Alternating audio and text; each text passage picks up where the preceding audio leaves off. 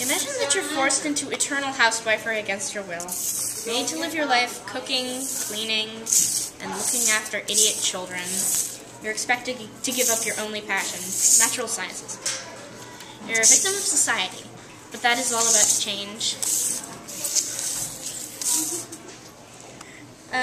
So it is for Calpurnia, the tomboyish, science-loving heroine of the evolution of Calpurnia Tate by Natalie. Calpurnia, or Callie for short, is one girl out of 7 children, the only daughter. In the setting of the rural town of Fentress, Texas, it's hard for her to have any aspirations other than sewing and cooking. She's expected by her mother to learn these skills and be a housewife, and then to marry while she is still young. There is no question of possibly going to a university or having a paying job. Her parents and her 6 brothers all perceive her as something she's not. Constantly, she's frustrated by being thought too soft or unfit for her, even though there are some things she understands far better than her brothers.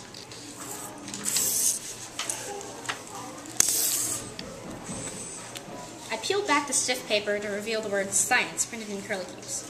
Oh, I exclaimed, such magnificence! But even better than the solid reality of the book in my hand was the gladsome fact that my mother and father at last understood the kind of nourishment I needed to survive. I beamed at my parents with excitement. They smiled and nodded. I ripped the paper off to reveal the whole title. The Science of Housewifery. Oh, I stared in befuddlement. It made no sense to me. What could it mean? Was the writing even English? The Science of Housewifery by Mrs. Josiah Jarvis. This couldn't be right. My hands turned to wood. I fumbled the book open to the table of contents and read, Cooking for the Invalid. Favorite pickles and relishes. Removing difficult stains. I stared at these grim subjects.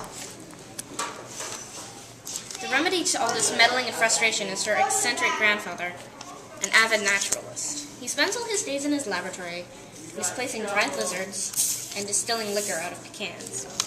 She's recruited by him after he notices her intelligence and ability to make observations. He's surprised that people around Calpurnia are limiting her choices, and appalled at the thought that they are teaching posture and manners in school instead of science or more advanced math and arithmetic. As Calpurnia neglects the skills of cooking, sewing, and knitting that she is pressed to learn, she finds herself more and more determined to become a scientist. And all throughout the story, new technology comes into the lives. An electric fan in the beginning, and by the end, an automobile. Calpurnia defies society and expectations, and she represents a lot of change that took place at the turn of the century. The theory is evolution, women's rights, new technology. On page 330. Then it was my turn. I stood up, pulled my notebook from my pocket, and opened it to the last page. It's not so much a resolution. It's more like a list. I cleared my throat and read, I want to see the following things before I die. The Northern Lights, Houdini, the Pacific Ocean or the Atlantic Ocean, any old ocean at all, it doesn't matter. Niagara Falls, Coney Island, a kangaroo, a platypus, the Eiffel Tower, Grand Canyon, snow.